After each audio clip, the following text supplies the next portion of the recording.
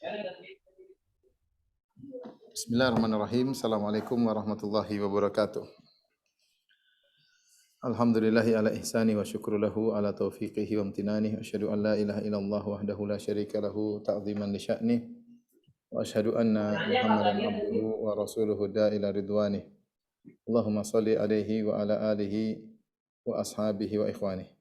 Para dokter, para guru besar, para pemirsa, ikhwan, akhwat, bapak dan ibu yang dirahmati oleh Allah Subhanahu wa taala. Kita melanjutkan bahasan kita tentang pembatal-pembatal keislaman dan kita sampai pada pembatal keislaman berikutnya, yaitu membenci syariat Allah atau syariat agama, ya. Pembatal keislaman adalah membenci syariat, yaitu apapun yang dibawa, apapun yang diajarkan oleh Nabi sallallahu alaihi wasallam. Oleh Nabi sallallahu alaihi wasallam, meskipun ia mengamalkannya, mengamalkan syariat tersebut.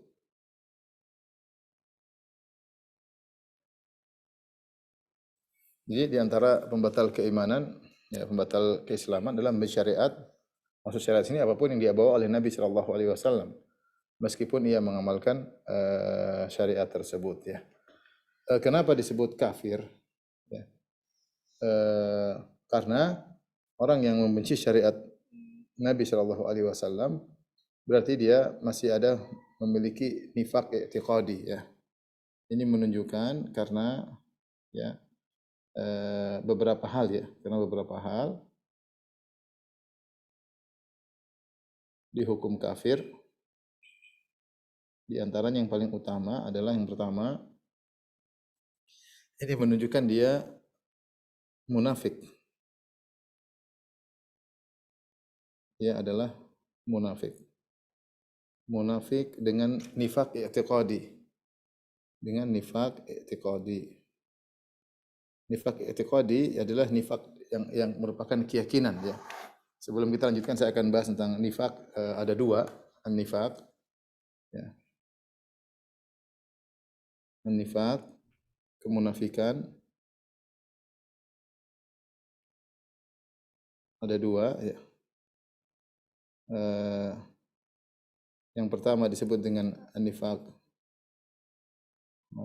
al-i'tiqadi. Yang kedua adalah nifak al-amali.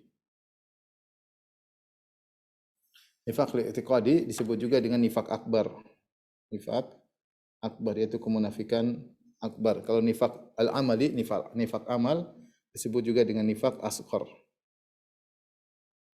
Nifak kecil, ya. Nifak kecil, ya. Nifak akbar, ya, terkait dengan keyakinan dan mengeluarkan seorang dari Islam.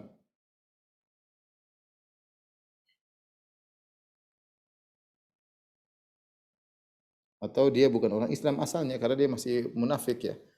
Adapun nifak asghar terkait dengan amal. Dengan amal. Amal tersebut apa nifak asghar itu? Amal tersebut misalnya yang seperti sabda Nabi sallallahu alaihi wasallam, "Idza haddatsa kadzaba." Kalau dia berbicara dia berdusta, wa idza wa'ada akhlafa, kalau dia berjanji dia menyelisihi, wa idza tumina khana, kalau diberi amanah dia berkhianat. Dalam riwayat yang lain, wa idza khasama fajara, kalau dia berselisih maka dia berbuat licik, curang. Wa idza ahada ghadara, kalau dia sudah berjanji dia menyelisih janji. Ada 5 amal yang disebutkan oleh Nabi sallallahu alaihi wasallam, 5 amal tadi yang kita sudah sebutkan. Jika dia berbicara dia berdusta. Kalau dia idza haddatsa kadzaba, jika berbicara berdusta. Wa idza wa'ada akhlafa, kalau dia berjanji dia menyelisihi. Wa idza tumina khana, kalau diberi amanat dia berkhianat. Wa idza khasama fajara, kalau dia berselisih dia licik, curang. Kalau bertikai dia curang. Wa idza ahada ghadara, kalau dia ternyata punya perjanjian maka dia berkhianat. Ini semua terkait dengan amal, terkait dengan amal. Mungkin kita catat amal tersebut ya. Eh, dusta, ya, dusta, kemudian menyelisih janji, kemudian yang ketiga menyelisih janji, yang ketiga adalah berkhianat, kalau diberi amanat berkhianat. Yang keempat kalau curang dalam pertikaian, kemudian lima mengkhianati janji ya, membatalkan atau mengkhianati janji. Kalau yang tadi mengkhianati amanah, mengkhianati janji. Ini berkhianat terhadap amanah. Nah, inilah disebut dengan nifak amali. Ini nifak ini, 5 perkara ini, kalau terdapat pada seseorang tidak menjadikan orang tersebut keluar dari Islam karena dia nifak amali, nifak asghar. Jadi tidak mengeluarkan dari Islam. Tapi ini merupakan ciri-ciri kemunafikan. Adapun nifak i'tiqadi ini mengeluarkan seorang dari Islam. Ini orang munafik dalam apa sih amal-amal atau keyakinan apa sih yang ada pada nifak i'tiqadi? Keyakinan apa? Terkait dengan keyakinan. Keyakinannya apa saja? Apa saja? Ada disebutkan oleh Syekhul Islam Ibnu Taimiyah rahimahullah taala dalam Majmu' Fatawa jilid 28 halaman 434 dan juga disebut oleh Syekh Muhammad Abdul Wahhab rahimahullah dalam Durar Saniyah jilid 2 halaman 72 ya. Keyakinan apa yang disebut dengan nifak i'tiqadi? Keyakinan apa saja? Yang pertama adalah di antaranya adalah mendustakan Nabi, sallallahu alaihi wasallam. Yang kedua, mendustakan apa yang dibawa oleh Nabi.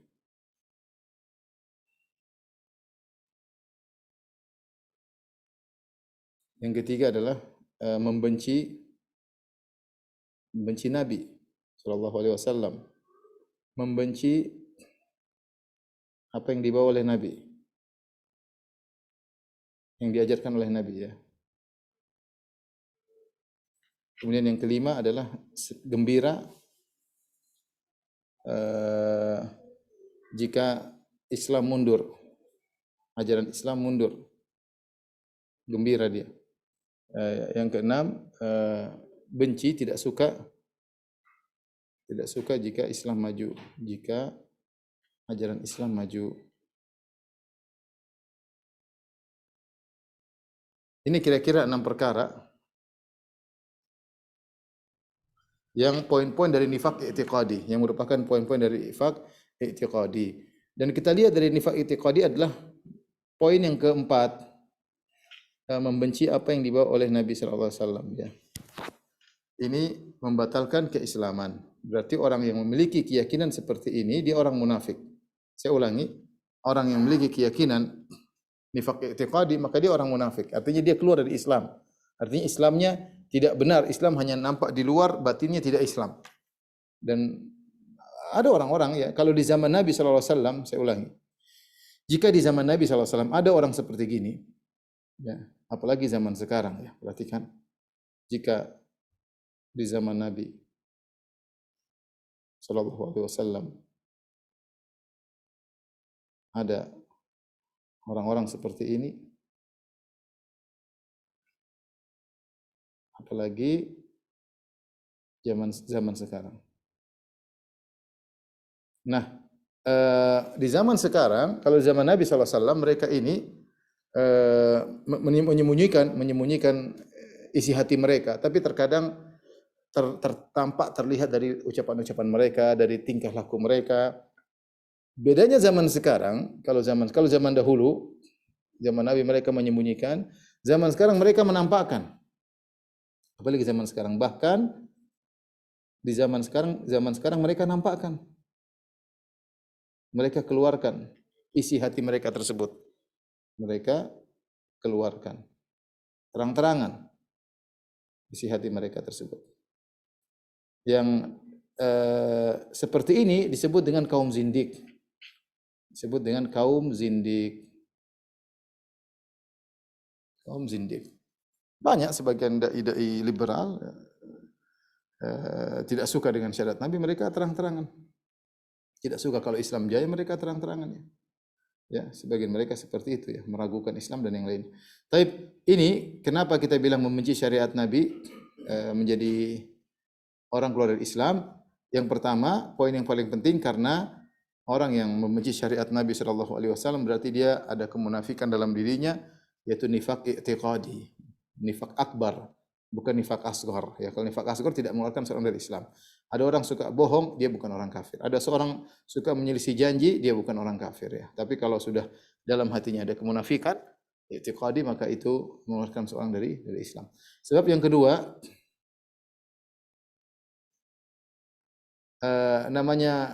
namanya apa namanya? Syarat la ilaha illallah, ilaha illallah adalah mahabbah, al-mahabbah, yaitu cinta kepada Allah dan Rasulnya dan utusan Allah, serta apa yang dibawa, serta ajarannya, serta agama Allah. Kalau bagaimana seorang Islam tapi dia benci dengan agama Allah? Bagaimana seorang Islam sementara dia benci kepada Rasulullah? Bukan orang Islam namanya. Dia syahadu alla ilaha illallah, apa namanya? Atau kita bilang syarat syahadatain ya. Syarat syahadatain. Jadi harus cinta kepada Allah, cinta kepada Rasulnya, cinta kepada agama Allah. Kalau dia benci kepada ini semua, syahadatnya batal. Syahadatainnya batal ya. Yang ketiga, syaratnya orang Islam harus al-inqiyad. Al-inqiyad itu apa? Taslim. Inqiyad itu artinya tunduk, wal qabul. Itu menerima dan tunduk. Tunduk kepada syariat. Itu namanya dia raditu billahi rabba wa bil islam dina wa bi Muhammad nabiyyi rasulah. Aku ridha Allah sebagai Tuhanku, Rasul sebagai Nabi Muhammad sebagai Rasulku, dan agama Islam sebagai agamaku. Harusnya ridha ya. Adapun dia tidak menerima syariat Islam, dia benci, namanya dia tidak beriman ya. Tiga perkara ini menjadikan bahwasanya orang yang membenci syariat Islam itu apapun yang dibawa oleh Nabi sallallahu alaihi wasallam menjadikan mereka keluar dari Islam ya. Makanya kalau tidak terima apa kata Nabi sallallahu alaihi wasallam, "Fala wa rabbika la yu'minuna hatta yuhaqqimuka fi ma syajara bainahum, thumma la yajidu fi anfusihim harajan mimma qadaita wa yusallimu taslima." Demi Rabbmu, la yu'minun, mereka tidak beriman, hatta yuhaqqimuka fi ma syajara bainahum, sampai mereka menjadikan engkau adalah hakim di antara apa yang mereka perselisihkan. Thumma la yajidu fi anfusihim harajan, kemudian mereka tidak menemukan dalam diri mereka ada grundel sama sekali. Mimma qadai, dari apa yang kau putuskan, wa yusallimu taslima, ya, dan mereka pasrah dengan apa keputusanmu ya. Jadi ini tiga istilahnya orang, tiga iktibar, salah satu iktibarat, tiga landasan yang menjadikan seorang yang benci kepada syariat Rasulullah SAW menjadi kafir, berarti dia munafik, intinya dia munafik. Baik, Bin, lanjut.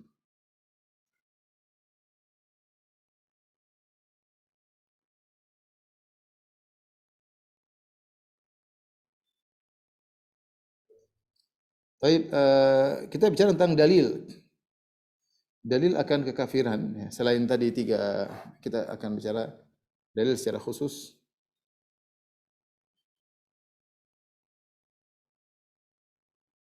Akan kafirnya pembenci syariat.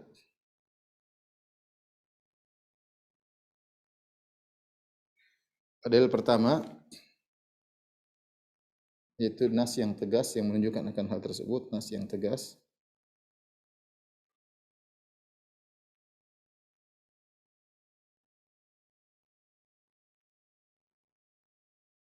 Yang kedua, dia tidak tegas tapi isyarat. Itu nas-nas yang merupakan isyarat. Dalil-dalil yang merupakan penguat akan kekafirannya. Adapun nas yang tegas menunjukkan akan ini dalam surat Muhammad, yaitu dalam Quran surat Muhammad ya. ayat 8 sampai 9 ya. Eh, Kata Allah Subhanahu wa taala walladzina kafaru, perhatikan walladzina kafaru fata'san lahum wa adalla a'malahum. Dzalika biannahum karihu ma anzalallah fa ahbata a'malahum. Ini surat Muhammad ayat 8 sampai 9. Perhatikan. Kata Allah walladzina kafaru, dan orang-orang kafir fata'sal lahum, celaka mereka, wa adalla a'malahum, dan Allah menghilangkan amal mereka. Kenapa mereka celaka? Kenapa mereka kafir? Kata Allah dzalika bi annahum. Hal itu dikarenakan mereka karihu, mereka benci. Dzalika bi annahum karihu, benci ma anzalallah, membenci apa yang Allah turunkan. Fa ahbata a'malahum, maka Allah pun gugurkan amal mereka. Dan gugurnya amal itu menunjukkan mereka kafir. Seperti firman Allah Subhanahu wa taala, la in asyrakta la yahbatanna amaluk. Kalau engkau musyrik maka akan gugur seluruh amalanmu. Wa may yakfur bil imani faqad habita amalu. Siapa yang kufur kepada iman maka gugur amalannya. Allah sering mengungkapkan gugur amal menunjukkan kufuran dalam Al-Qur'an.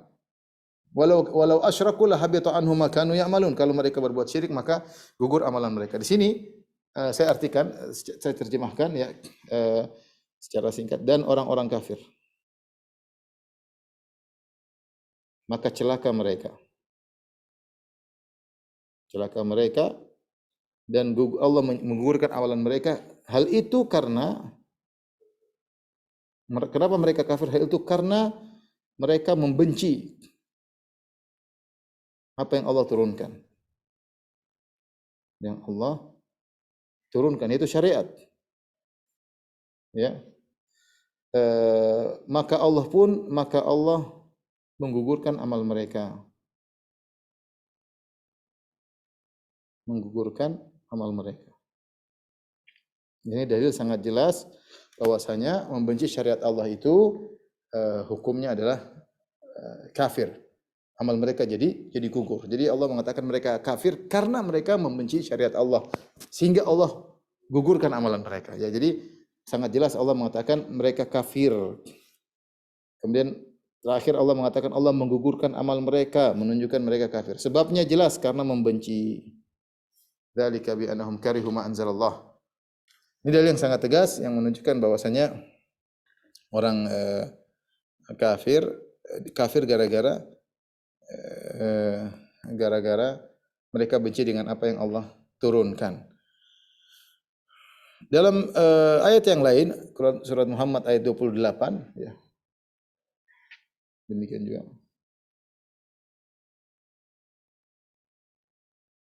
Allah Subhanahu wa taala berfirman, "Dzalika bi annahum ittaba'u ma askhatallahu wa karihu ridwanah fa ahbata a'malahum."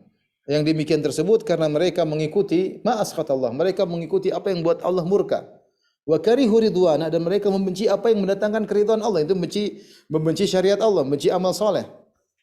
Dzalika bi annahum ittaba'u ma askhatallah, mereka mengikuti apa yang buat Allah murka, wa karihu, dan mereka benci ridwan, benci perkara-perkara yang mendatangkan keridhaan Allah Subhanahu wa taala. Kata Allah fa ahbata a'malahum, maka Allah pun gugurkan amal mereka. Ini dalil nas yang sangat tegas bahwasanya membenci syariat Allah adalah kekufuran. Dan sudah kita jelaskan tadi, karena orang ini orang munafik. Yang benci dengan syariat Allah itu orang munafik i'tiqadi. Oh, dia ngaku enggak ngaku, dia masih munafik. Dia masih munafik. Kemudian ayat yang lain, nas yang merupakan penguat tentang kekafiran orang seperti ini, bahwasanya di antaranya membenci syariat Allah adalah ciri orang-orang kafir, Yang kedua, membenci syariat Allah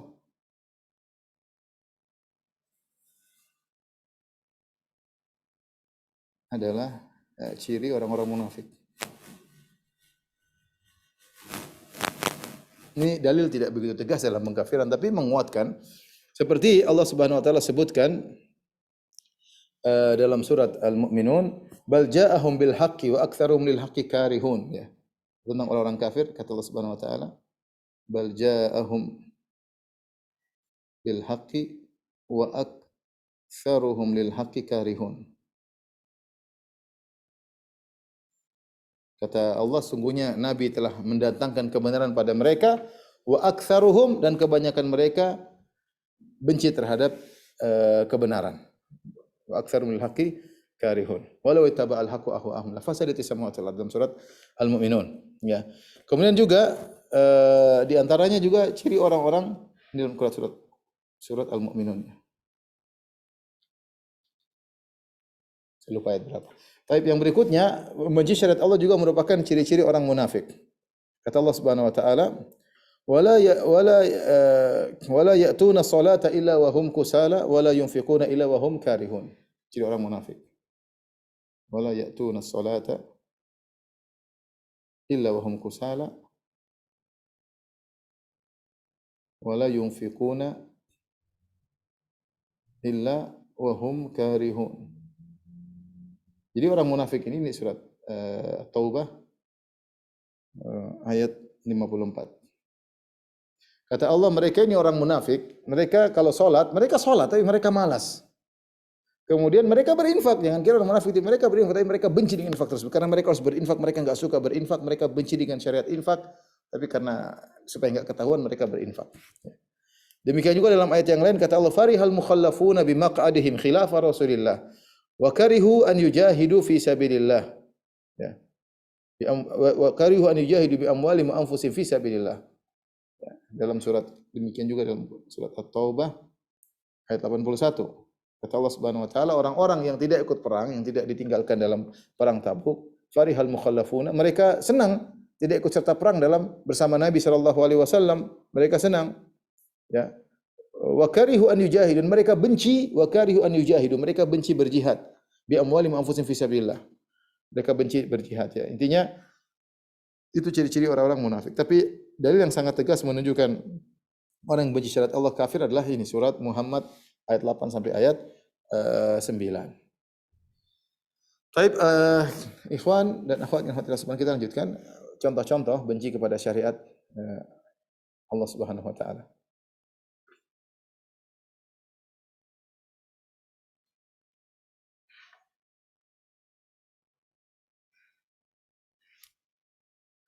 Benci kepada syariat Allah, ya. Benci terhadap apa yang dibawa oleh Rasul.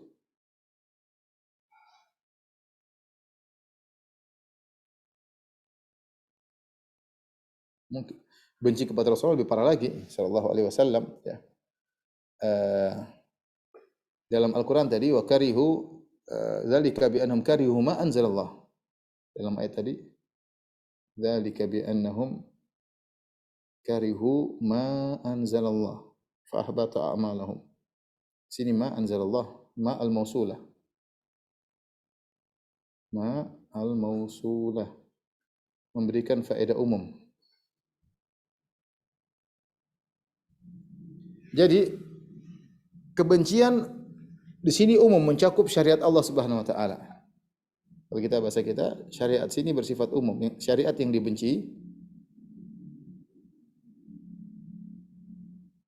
adalah umum.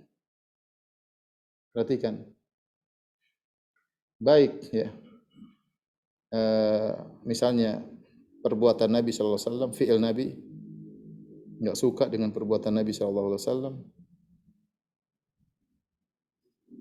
atau aqwal Nabi sallallahu alaihi wasallam, perkataan atau sabda-sabda Nabi, enggak suka dengan sabda-sabda Nabi sallallahu alaihi wasallam, enggak suka, benci. Apa Rasulullah kok, Nabi kok ngomong kayak gini, misalnya perkataan menunjukkan dia enggak suka dengan sabda Nabi sallallahu alaihi wasallam.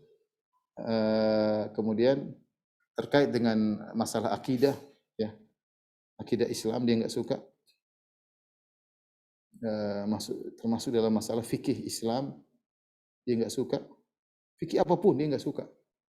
Fikih Islam berkaitan dengan masalah usul maupun furu'. Intinya ini mencakup apapun. Perbuatan Nabi dia enggak suka, perkataan dia enggak suka, akidah Islam dia enggak suka, fikih Islam dia enggak suka, dia tidak suka. Ini membuat seorang berarti benci kepada syariat Allah Subhanahu wa taala. Contoh, sebutkan contoh-contoh yang ada misalnya contoh-contoh. Ini kebanyakan contoh-contoh kebanyakan diserukan oleh kaum zindik, liberalis, pluralis,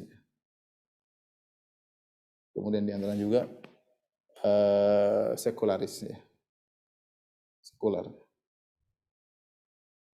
di antaranya. Ya. Diserukan oleh mereka. Apa saja contoh-contohnya? Misalnya menentang hukum waris. Enggak suka hukum waris. Lidzakari mithlu hadzil unthayain. Allah mengatakan lidzakari mithlu hadzil unthayain. Yaitu lelaki dua bagian wanita. Enggak setuju. Ya, padahal ini hukum Allah Subhanahu wa taala, dia enggak setuju. Enggak ada, enggak setuju. Contoh ini banyak kaitan dengan masalah warisan. Dia sudah tahu hukumnya, dia tidak terima. Dia tidak boleh. Dia benci dengan syariat, ya. Dia benci dengan syariat. Apa syariat seperti dia enggak suka. Contoh.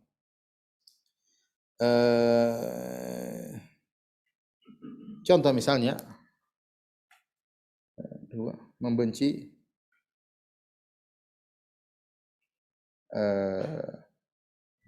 membenci misalnya jilbab, syariat jilbab atau niqab misalnya. Dia sudah tahu bahwasanya syariat Islam adalah dianjurkan pakai niqab. Beda kalau dia tidak tahu. Ini dia sudah tahu tapi dia benci.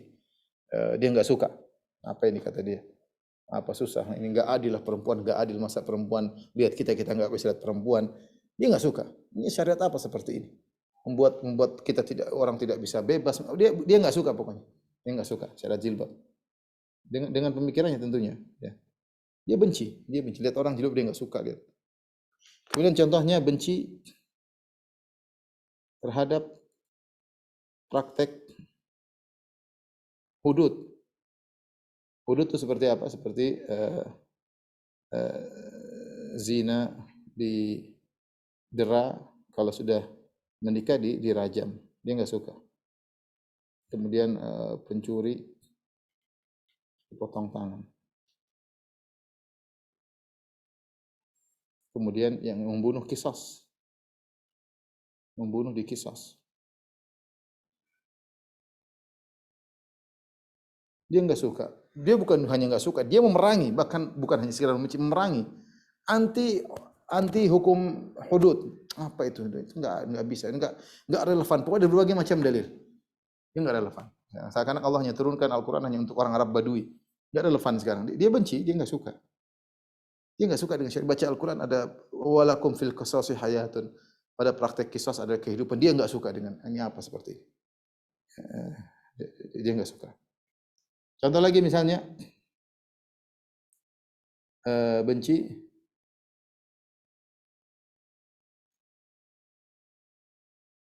terhadap akidah al-wala wal bara. Dia enggak suka. Bahwasanya tauhid harus berlepas diri dari kesyirikan.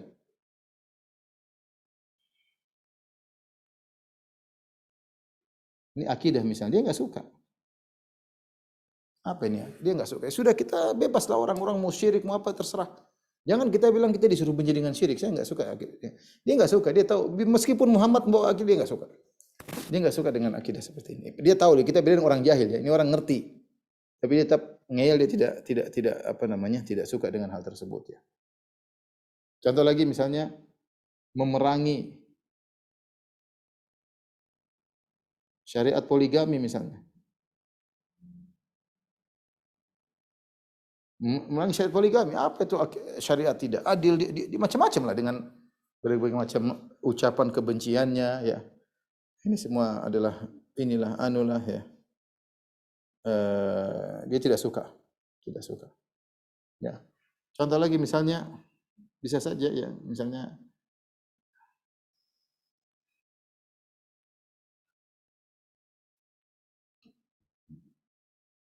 tidak suka dengan syariat zakat atau haji misalnya, nggak suka dia. Nanti harta dia dipotong, dia nggak mau. Dia nggak suka. Ya. Dia nggak suka dengan syarat ini ya. Ini ikhwan dan akhwat yang rahmati Allah Subhanahu wa taala ya. Ini orang-orang jahil atau sok pintar yang mereka benci syariat ini ya. Padahal ya uh, padahal syariat Islam adalah syariat yang paling sempurna. Adalah syariat yang paling sempurna.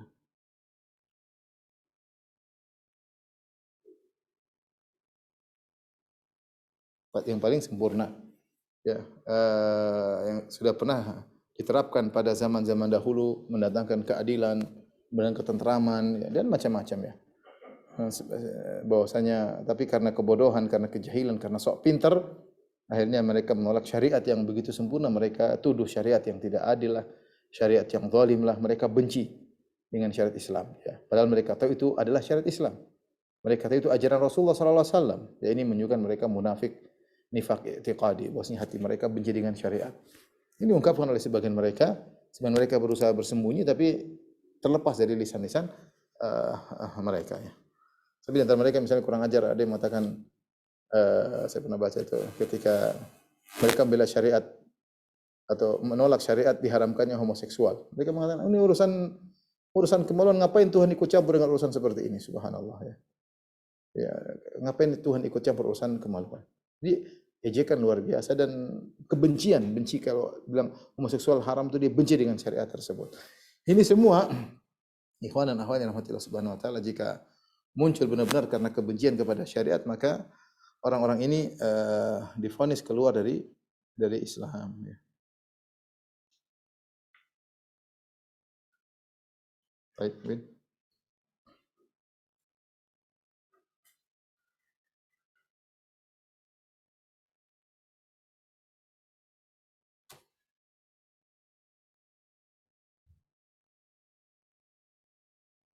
Baik, terakhir peringatan ya. Ada peringatan pertama, peringatan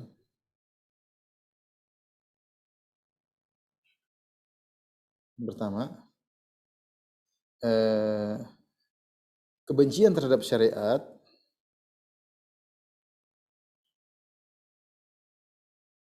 berbeda dengan tidak suka atau berat dalam melakukan syariat, dalam melaksanakan syariat.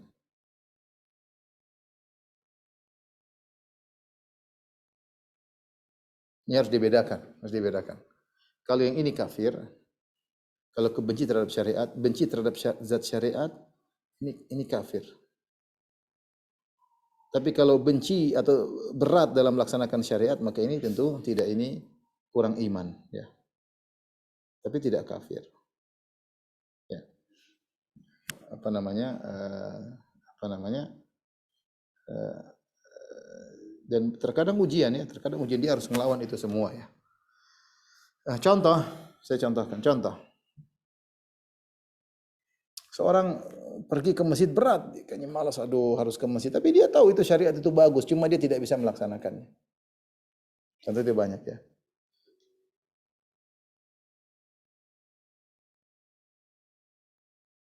Contoh misalnya Allah sebutkan pertama tidak suka perang. Tidak suka perang karena berat. Bukan tidak suka syariatnya. Bukan benci terhadap syariatnya.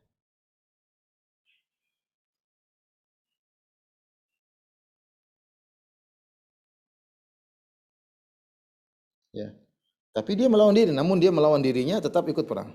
Artinya dia melakukan perang dengan penuh ya tetap berusaha melawan hawa nafsunya, dia ingin tetap perang. Tapi dia tidak benci syariat perang. Cuma dia tidak mau perang karena menurut dia berat. Allah berfirman subhanahu dalam Al-Qur'an ya. Kutiba alaikumul qitalu wa huwa kurhul lakum. Wa huwa kurhul lakum. Fa asa an takrahu syai'an wa huwa khairul lakum. Kata Allah, diwajibkan sekalian berperang padahal perang itu tidak disukai oleh kalian. Perang itu tidak suka oleh kalian, ya. Jadi Allah menyatakan sebagian sahabat berat melaksanakan perang, tapi bukan berarti mereka benci dengan syarat perang, tidak. Tapi mereka berat. Jadi ini bukan ini yang menunjukkan kafir. Yang tidak suka, yang kafir itu kalau tidak suka apa nih syariat jihad apa ini itu baru kemudian keluar dari Islam. Adapun kalau berat melakukannya, maka ini tidak. Ini berbeda. Bahkan para sahabat, sebagian sahabat tidak ingin perang dalam perang Badar, ya. Allah Subhanahu wa taala berfirman dalam surat Al-Anfal, "Kama akhraja rabbuka min baitika bil haqq wa inna fariqan minal mu'minina lakarihun yujadilunaka fil haqqi ba'da ma tabayyana ka'annama yusaquna ilal mauti wa hum yanzurun wa idh ya'idukumullahu ihda ta'ifataini annaha lakum wa tawadduna anna ghayra dhati syaukati takunu lakum." Kata Allah, sebagaimana Allah keluarkan engkau dari rumahmu dengan kebenaran, wa inna fariqam minal mu'minina lakarihun, dan sekelompok dari kaum mukminin benci, tidak mau perang. Mereka tidak mau perang Badar. Kenapa? Karena musuh banyak 1.000 orang. Bahkan Allah mengatakan, wa tawadduna anna ghayra dhati syaukati takunu lakum. Jadi ketika perang Badar, Rasulullah SAW rencananya kan menangkap Abu Sufyan. Abu Sufyan bawa harta yang sangat banyak dan pengawalnya cuma 40 orang. Ternyata Abu Sufyan kabur dan dia kirim surat atau kirim berita kepada Abu Jahal. Abu Jahal kemudian datang dengan bawa 1.000 pasukan. Jadi ada dua pilihan. Melawan Abu Sufyan dengan 40 pengawalnya atau Abu Jahal dengan persenjataan lengkap dengan 1.000 pasukannya. Kaum mukminin maunya Abu Jahal. Wa tawadduna anna ghayra dzati syaukati takunu lakum. Kalian berharap, kalian ingin yang kalian hadapi adalah Abu Sufyan yang hanya 40 pengawal. Dan kalian tidak ingin melawan Abu Jahal yang 1.000 pasukannya. Wa inna fariqam minal mu'minina lakarihun. Kata Allah, sungguh sebagian kaum mukminin benci untuk bertemu dengan Abu Jahal. Artinya tidak ingin perang. Tapi apakah itu kemudian batalkan iman? Tidak, karena bukan benci syariat perang, tapi mereka namanya manusia, pinginnya kalau musuh lebih mudah lebih enak, ya. Ini adalah tidak jadi masalah, ya. Kata Allah, wa inna fariqan minal mu'minina lakarihun. Ini contoh. Contoh yang kedua, misalnya wanita tidak mau dipoligami. Lihat, kalau dia benci dengan syariat tadi, apa syariat apa? Ini Islam syariat enggak benar. Nah, jadi dia keluar dari Islam seperti itu. Dia tahu ini syariat dari Nabi, dia bilang ini tidak benar, ini syariat zalim, syariat enggak benar. Apa Tuhan kok kasih syariat? Ini namanya benci terhadap syariat Islam. Ini keluar dari Islam karena dia munafik. Artinya dia tidak terima dengan syariat Allah. Tapi beda, saya enggak suka dipoligami, saya enggak kuat, hati saya, itu lain cerita. Itu lain cerita. Itu contoh, maksudnya benci tersebut bukan benci yang mengeluarkan seorang dari Islam. Contoh misalnya apa namanya? Dalam hadis berwudu dalam kondisi air dingin, dalam kondisi musim dingin. Musim dingin atau musim panas? Dingin atau panas? Dalam hadis Rasulullah SAW, ala adullukum ala ma yamhullahu bihi al khataya wa yarfa'u bihi darajat. Maukah aku tunjukkan kepada kalian perkara yang Allah akan menghapuskan dosa-dosa dan mengangkat derajat? Rasul mengatakan, "Bala ya Rasulullah, tentu ya Rasul." Apakah itu? Kata Rasulullah SAW, "Asbighul wudu' alal makarih." Kata Rasulullah SAW, "Asbighul wudu' alal makarih." Ya, atau isbaghul wudu' alal makarih. Kata Nabi SAW, sempurnakan wudu meskipun dalam kondisi yang dibenci. Kata para ulama, maksudnya musim dingin kita, tapi Rasulullah tetap menganjurkan berwudu meskipun 3 kali, disempurnakan. Air sangat dingin. Kalau di Indonesia kita enggak begitu ngerasa, tapi kalau kita misalnya di Madinah ada musim dingin banget. Kalau musim panas banget. Tapi Rasulullah SAW tetap menyuruh agar kita wudu dengan sempurna. Itu di antara amalan yang kita mungkin tidak suka melakukannya, tapi kita tidak membenci syariatnya. Itu beda. Jadi benci itu namanya benci tabiat, ya. Ini semua maksudnya adalah tidak suka, kalau kita simpulkan adalah tidak suka kesulitan akibat melaksanakan ibadah. Ini namanya al-karahah tabi'iyah, ya. Al-karahah tabi'iyah. Itu kebencian yang apa namanya? Yang tabiat. Ya, namanya enggak suruh subuh bangun berat ya, pengennya tidur. Pengennya tidur ya. Berwudu kalau musim panas ya pengennya sedikit saja, tapi Rasulullah anjurkan untuk wanita tidak suka dipoligami, tabiat wajar. Siapa wanita suka dipoligami ya? Ada yang suka. Bahkan sebagian orang mencarikan wanita mencarikan bagi suaminya istri. Ini terjadi sebagian kawan saya ada yang istrinya mencarikan istri kedua bagi suaminya. Lama-lama cemburu juga. Biasa manusia. Mau berharap tidak cemburu, istri Nabi SAW aja yang imannya luar biasa cemburu, Sarah saja istri Nabi Ibrahim cemburu. Jadi tabiat wanita tidak suka dipoligami. Bukan berarti kemudian mereka membenci syariat, tidak ada kelaziman. Tidak ada kelaziman. Ini peringatan pertama. Peringatan yang kedua,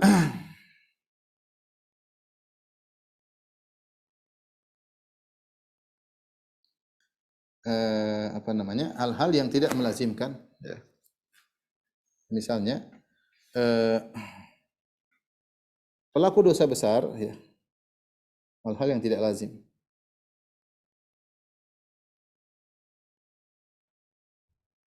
Misalnya pelaku dosa besar bukan berarti benci kepada syariat. Tidak mesti benci kepada syariat. Contoh, orang yang melakukan riba bukan berarti dia benci terhadap pengharaman riba, bukan. Orang yang suka berzina bukan berarti dia benci terhadap pengharaman zina, bukan. Syariat mengharamkan zina. Syariat mengharamkan riba, bukan berarti dia tidak benci terhadap pengharaman riba. Dia tidak benci, tapi dia tidak bisa menguasai hawa nafsunya. Ya. Bahkan ada sebagian sahabat namanya Abdullah dan yulaqab bil himar, ya, selalu didatangkan kepada Nabi dicambuk karena dia suka minum khamar. Sehingga ada yang mengatakan laknatullah alaik. Allah melaknat engkau, maka Rasulullah tegur, la tal'anuh, jangan kalian melaknatnya, fa innahu yuhibbullah wa rasulah. Ini orang cinta kepada Rasulnya. Dia cinta kepada syariat Allah, namun dia tidak dikuasai oleh hawa nafsu. Artinya orang melakukan dosa besar bukan berarti dia benci kepada syariat pengharaman, bukan berarti dia benci kepada syariat pengharaman, enggak. Tidak ada kelaziman. Jangan seperti orang khawarij yang kemudian mengkafirkan dengan kelaziman. Ini bahaya. Ya, seperti pernah terjadi, misalnya orang melakukan riba. Orang ini riba melulu, ini berarti dia menghalalkan riba. Ini kelaziman. Betapa banyak orang melakukan riba tidak menghalalkan riba. Betapa banyak orang melakukan riba tidak membenci syariat pengharam riba, cuma dia tidak bisa. Hawa nafsu menguasainya. Hawa nafsu menguasainya ya. Seperti itu ya. Ada orang saya pernah ditanya oleh seorang dia pegiat pelaku homoseksual. Dia benci tapi dia tidak bisa menguasai hawa nafsunya. Dia homoseksual. Ingin lepas tapi dia belum mampu. Bukan berarti dia menghalalkan homoseksual atau benci terhadap pengharaman homoseksual, maka tidak ada kelaziman. Yang pertama ya. Demikian juga misalnya ada orang contoh lagi misalnya dua tidak suka ditegur. Bukan berarti dia benci syariat amar ma'ruf nahi munkar, bukan berarti dia benci syariat amar ma'ruf. Syariat nahi munkar tidak lazim ya. Bukankah Nabi SAW telah bercerita tentang kisah dua orang dari Bani Israel, yang satu rajin ibadah, yang satu malas ibadah. Yang rajin ibadah suka negur, ketika ketemu temannya dia mengatakan, ya hadza aksir, wahai fulan berhentilah. Ketemu lagi maksiat lagi, ya hadza aksir, berhentilah. Sampai akhirnya dia jengkel, yang ditegur jengkel, dia mengatakan da'ni wa rabbi. Tinggalkan aku dengan Tuhanku. Ngapain kau tegur-tegur saya terus? Abu ista alayya raqiba. Apakah kau diutus oleh Allah untuk menguasiku? Maksudnya sudah ada malaikat, ngapain kau sibuk urusan aku? Ini salah. Namanya sama orang beriman harus saling menegur. Tapi dia mungkin jengkel, dia tidak ingin ditegur. Kejengkelan dia tidak ingin ditegur, bukan berarti dia membenci syariat nahi munkar, enggak. Buktinya Allah kemudian mematikan mereka berdua karena satunya mengatakan lan yaghfirullahu lak, wallahi lan yaghfirullahu lak. Demi Allah, Allah tidak akan maafkan engkau. Maka Allah matikan keduanya, Allah maafkan dia dan Allah mengatakan kamu berani bersumpah mengatakan saya tidak maafkan dia, kau masuk neraka ya. Jadi tidak lazim. Jadi kemudian juga sebaliknya yang ketiga, orang yang melaksanakan syariat ya, bisa jadi benci terhadap syariat. Sebagian orang benci terhadap syariat. Saya dapati sebagian orang yang mungkin dia sholat tapi dia nggak suka sholat, dia cuma sholat seperti orang munafik. Seperti orang munafik, dia menjalankan syariat bukan berarti dia sayang, bukan berarti dia cinta sama syariat. Saya ulangi, orang yang melaksanakan syariat bukan berarti cinta kepada syariat. Seperti orang munafik. Orang munafik melaksanakan sebagian syariat namun dia benci terhadap syariat tersebut. Ini intinya peringatan yang saya sampaikan. Artinya tidak juga kita mudah mengkafirkan orang karena ada aturan-aturan. Ya. Bukan berarti ada wanita kemudian tidak suka dipoligami, oh kamu kafir, benci terhadap syariat poligami. Enggak. Ya mungkin tidak mau dipoligami bukan berarti dia benci terhadap syariat tersebut. Wallahu alam bisawab. Ini para dokter yang mati Allah Subhanahu wa taala yang saya sampaikan. Kalau ada yang bertanya saya persilahkan. Wallahu alam bisawab. Alhamdulillah, terima kasih banyak Ustadz atas kajiannya. Seperti biasa, kalau kajian Ustadz Firanda pasti banyak sekali pertanyaan yang masuk. Tapi kita mulai dari raise hand dulu ya Ustadz ya. Ya, boleh? Ya, silakan. Silakan Abu Muadz, tolong diinikan panitia, dibuka suaranya Abu Muadz. Tadi sudah angkat tangan atau raise hand.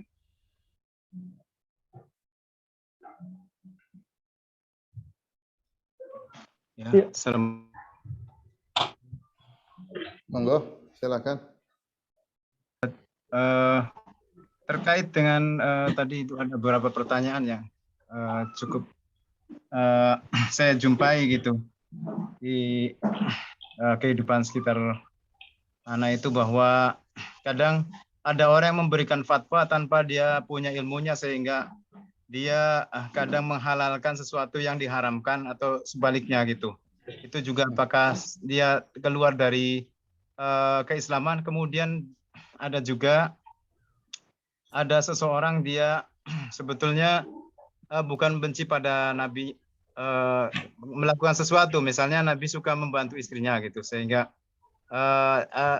kondisinya dia sangat berat untuk membantu istrinya, tapi istrinya memaksa terus, akhirnya dia seolah-olah membenci gitu, bahwa sebetulnya perilaku Nabi itu mungkin kondisional, jadi beliau memang tidak punya sesuatu kegiatan sehingga bisa membantu istrinya.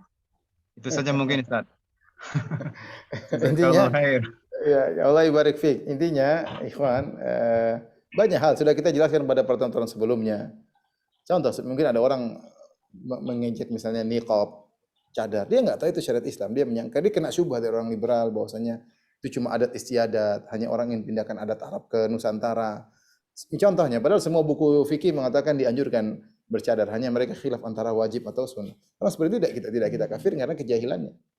Karena kejahilan artinya, tapi meskipun perbuatan tersebut kufuran, benci dengan syariat Islam, tapi karena kejahilan sehingga tidak bisa kita vonis, dan kebanyakan orang seperti itu jahil. Beda dengan orang-orang yang mungkin berpendidikan, sudah belajar agama, sudah doktor bidang agama, kemudian masih begitu. Ini parah ya, sampai contohnya mengatakan seperti benci wala wal bara, membenci.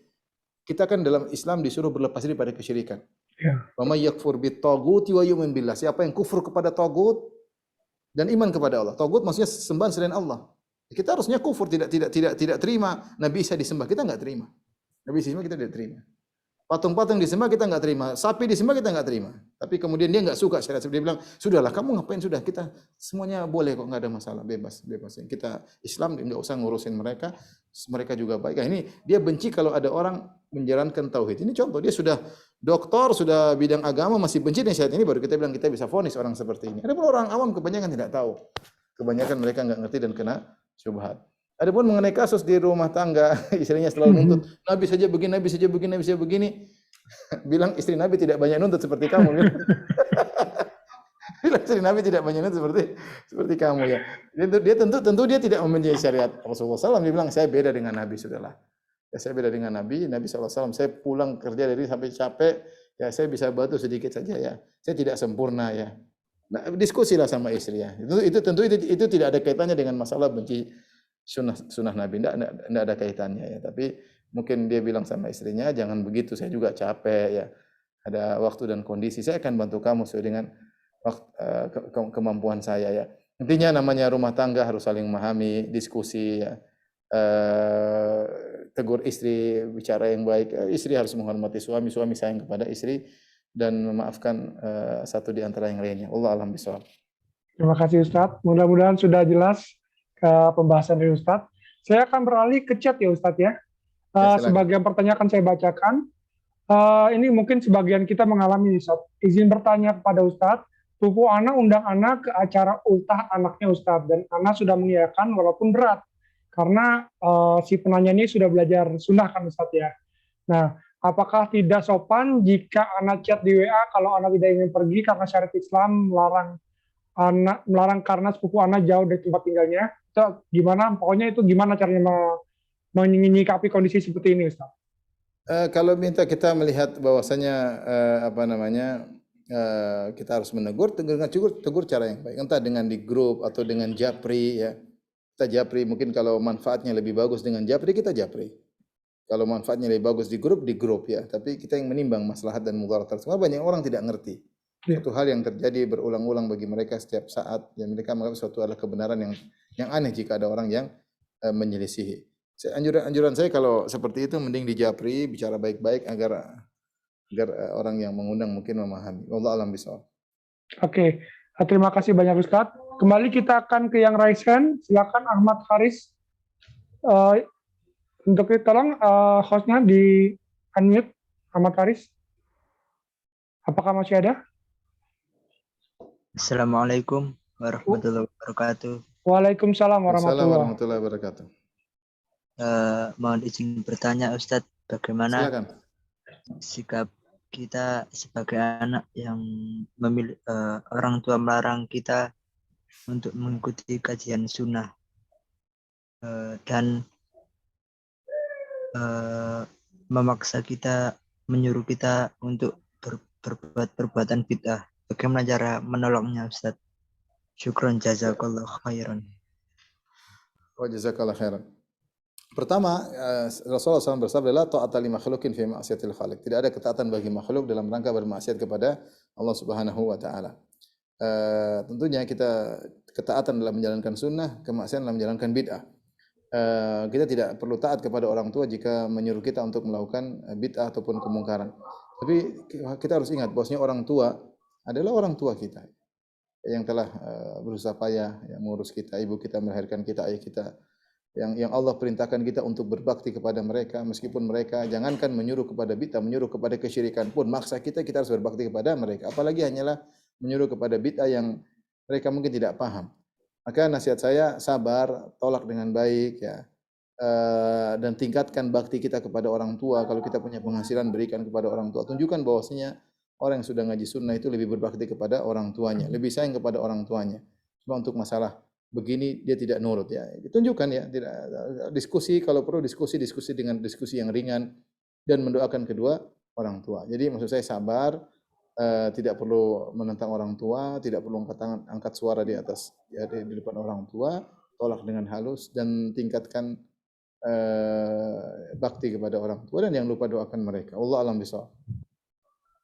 Ya, terima kasih Ustadz. Mudah-mudahan jelas untuk penanya.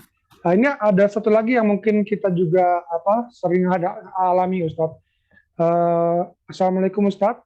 Bagaimana sikap kita terhadap kuburan orang tua kami yang dipasang kijing? Kijing itu mungkin yang penanda itu ya Ustadz ya, penanda kubur kali ya.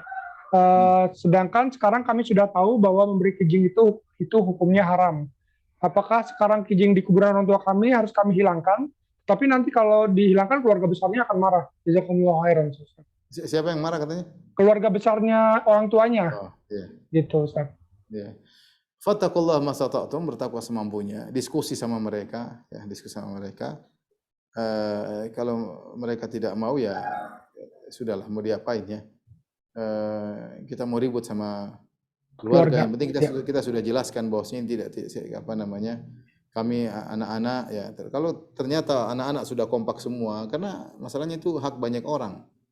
Yang paling utama adalah hak anak-anak. Kalau anak-anak sudah kompak semuanya, itu lebih baik, lebih mudah. Tapi kalau di antara anak 5 orang misalnya ada yang berselisih, ada yang tidak, ya itu agak repot ya. Kita menunda, saya rasa mungkin tidak maslahat kalau kita memaksakan diri, karena akan timbul mudarat yang lebih besar ya.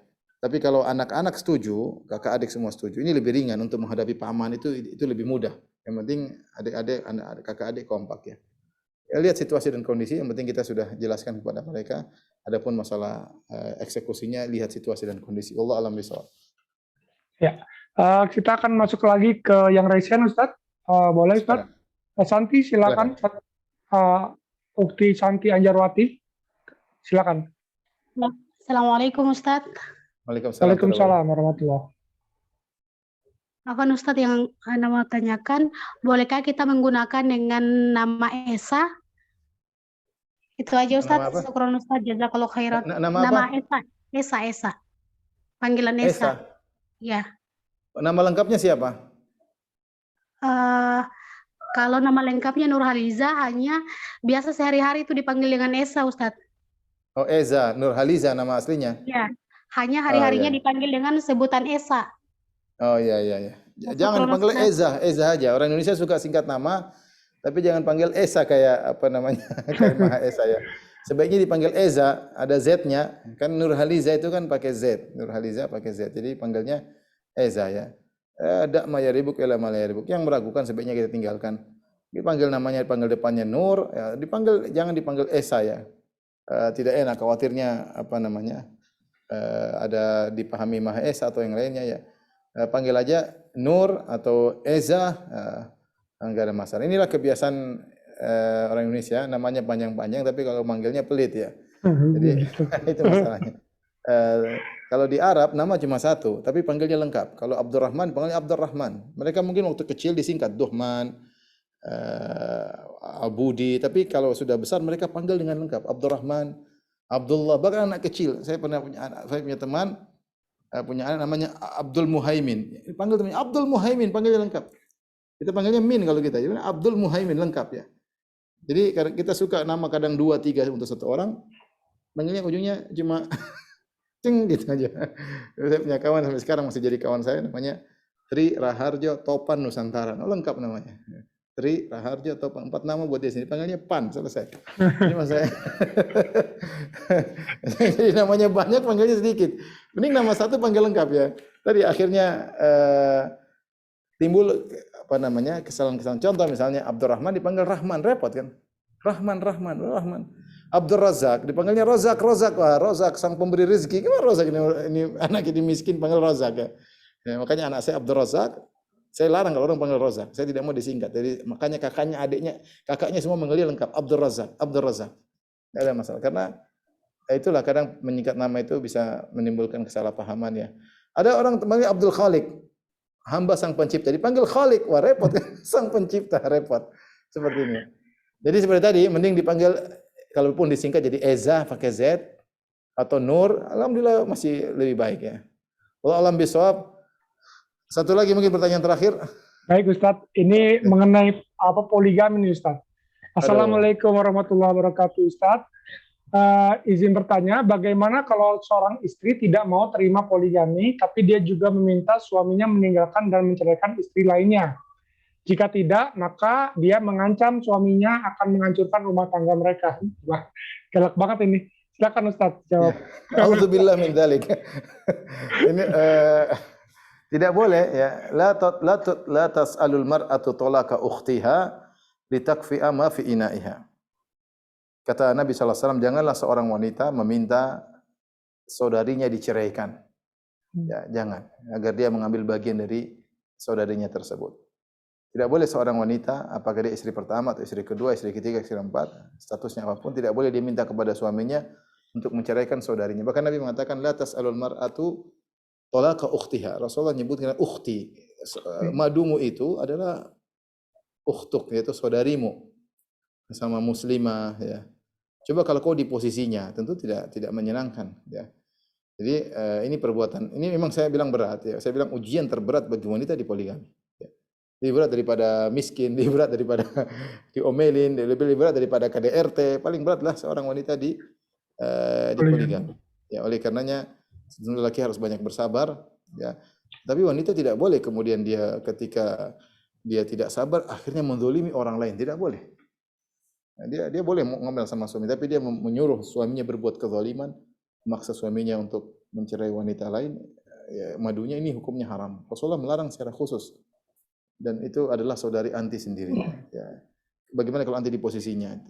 Hidup cuma sebentar, yang sampai kita meninggal dalam kondisi menzalimi orang lain. Wallahu alam bisawab. Demikian saja yang saya sampaikan. Kami mohon maaf. Wabillahi taufiq wal hidayah. Assalamualaikum warahmatullahi wabarakatuh. Waalaikumsalam warahmatullahi wabarakatuh. Jazakallah.